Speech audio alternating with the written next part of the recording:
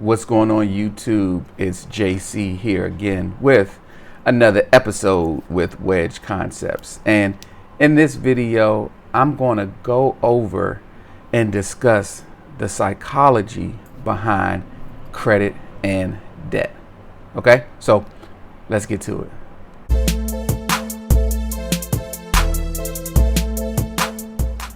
Hey, thank you again for sliding through. I really appreciate you.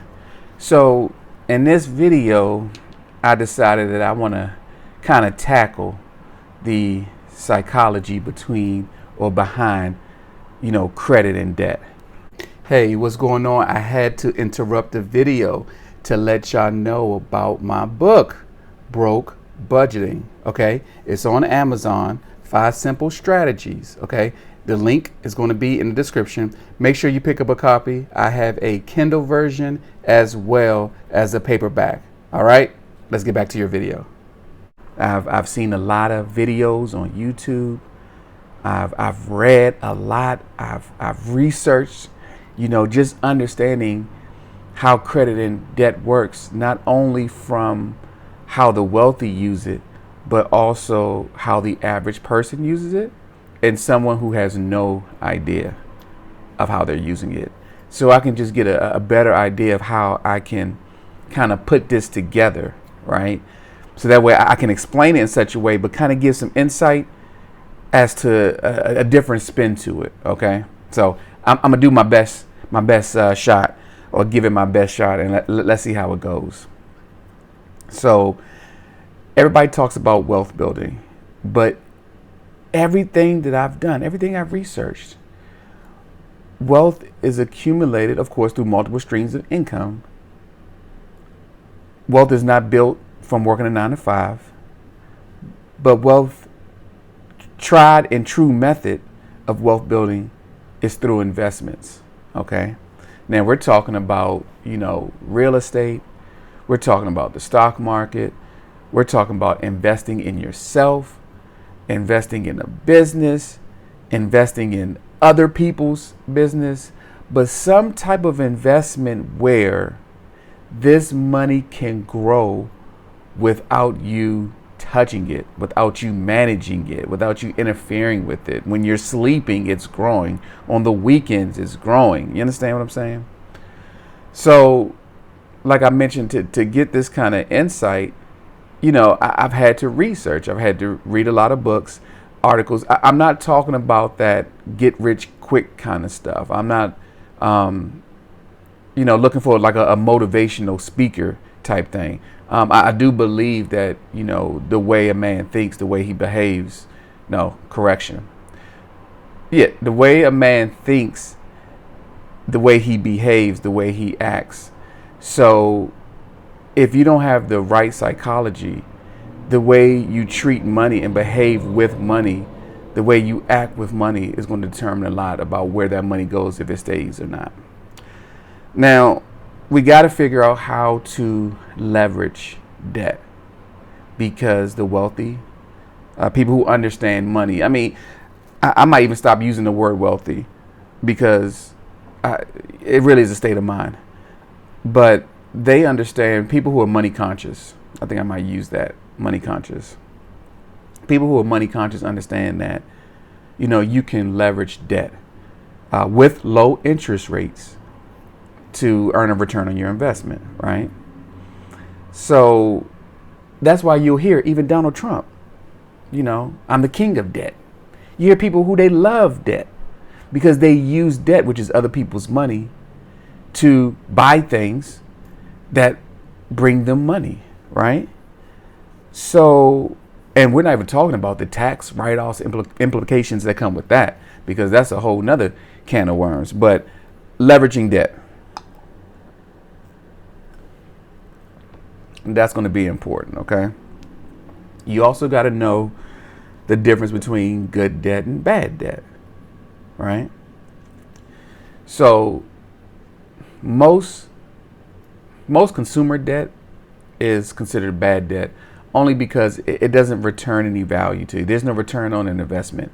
It doesn't, whatever you purchase, it doesn't appreciate in value. So that's typically bad debt. And obviously, good debt is going to be the opposite, right? Whatever you purchase is going to raise in value, is going to return some money to you, is going to generate some kind of cash flow. So you only want to use debt to purchase assets that, again, will bring you some money, appreciate. So the wealthy, they understand. Oh, I said I was going to stop saying that. The people who are money conscious. The little asterisk that's important is that low interest rate. And so you may not get that low interest rate on a credit card. You may get that lower interest rate by doing a business loan or a personal loan. So yes, you will have a monthly payment that you can't change and you cannot miss. But then you can get a freaking $30,000 loan, $20,000 loan at 4% APR, as opposed to using a credit card. You understand what I'm saying? So if you get a $20,000 loan and you got, 4 years to pay it back, then hopefully, you have something already in place that you're going to have this money, go towards. So being able to switch your mindset and not necessarily think like a consumer, but think like an investor, right? Or even a business owner. Everything you purchase should have a purpose, right? You're having a certain mindset where you're going through the process of saying, will this bring some kind of return of investment to me, right? I had my light bulb moment once I established my my LLC. So so it'll be 2 years and a couple months at the time of this recording. And so my initial goal for my LLC was to write off taxes. And I'm going to do some videos on all of the business side of stuff. But, you got to wear certain hats, because one of the first things you got to do when you start your own business or LLC, that's just the structure, right? You want to make sure that you understand the difference between a boss and an employee, or owner and employee, because you definitely can't start a business and run a business from an employee's perspective. So you see what I'm trying to tie in with that consumer and investor okay. So when I first got the business started, I had to put on the hat of a COO, because I had to get things done. I had to execute. I had to do a lot of paperwork and get the website up and open the checking accounts and order checks and, get all these things in order. So that way, the business was legit, all the licenses, you want to have all those things. Then my hat switched from, okay, now that that's set up, the foundation is set up, now I have to become a CFO. Okay, I got to figure out how to raise capital. And one of the ways of raising capital is using other people's money through credit, because as God is my witness, I will not be using any of my money. Okay, best believe that. So that's why business credit and building credit is going to be important on your personal side, because it's going to play a role on your business side.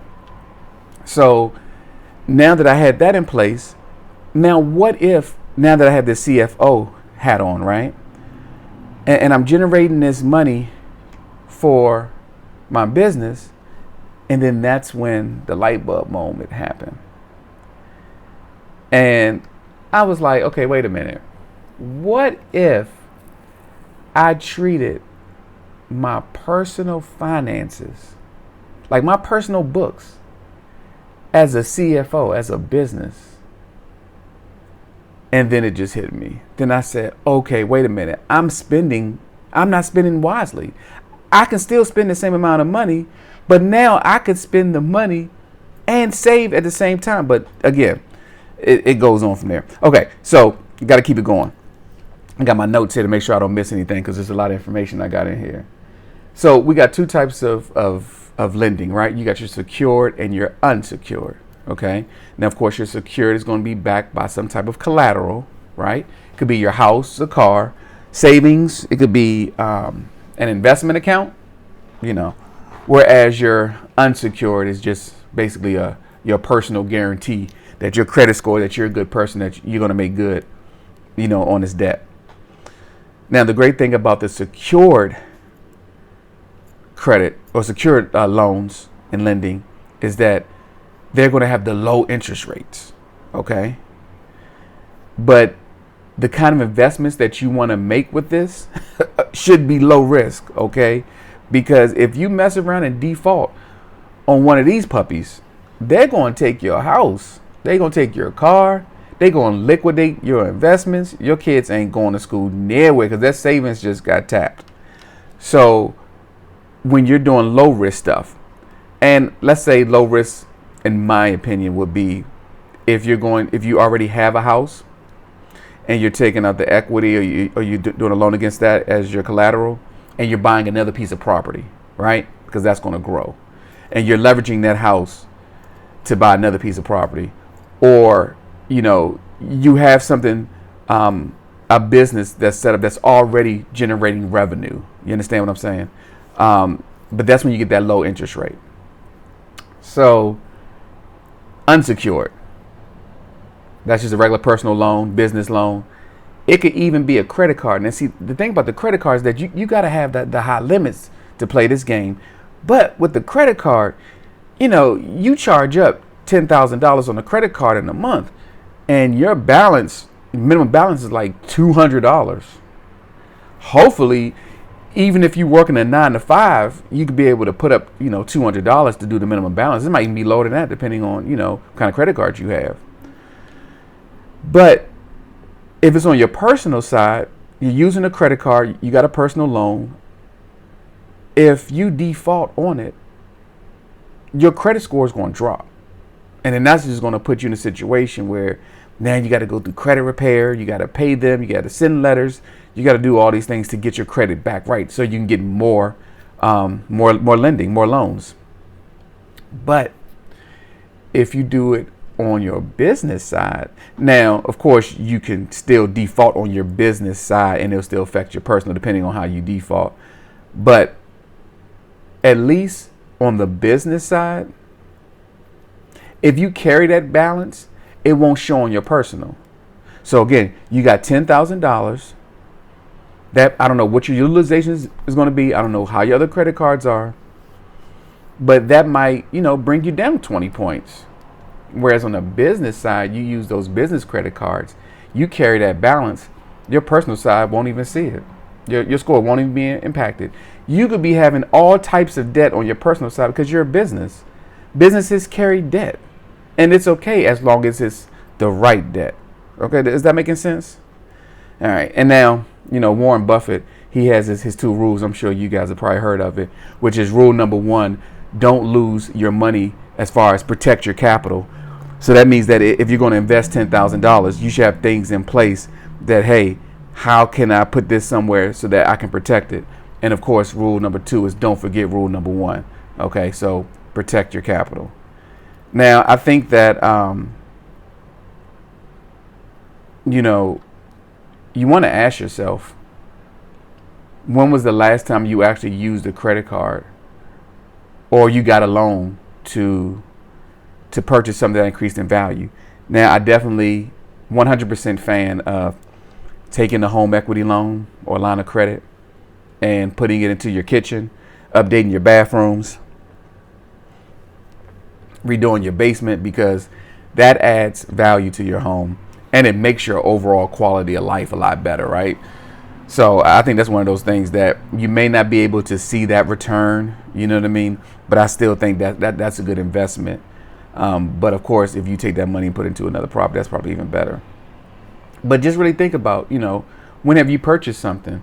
I think that as we think about it more often and we say, okay, wait a minute, I'm 42 now.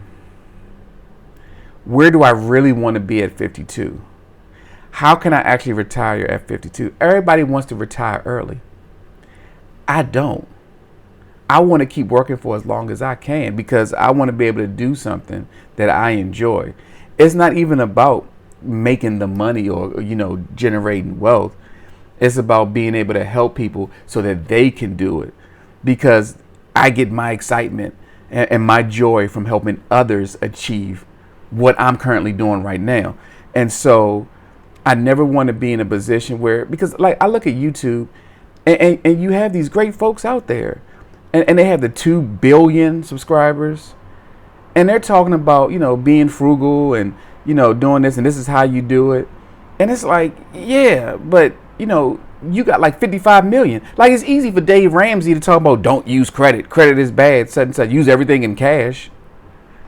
Dude, you got 55 million. You can do that. Most of us, all of us, got to go to a bank and get a loan to get a house. We can't save up $400,000 in cash to get no. Anyway, let me stay focused. Sorry about that. My point is this. When you are talking about accumulating, creating wealth, right? For those who are money conscious, this is a different type of game that we're playing. This is no longer just checkers where we're just trying to move as quickly as possible so we can say king me, then we can just dominate and jump over everybody and we win the game. This is actually a game of chess, right? Whereas we're actually competing, our opponent is time. We only have so much time.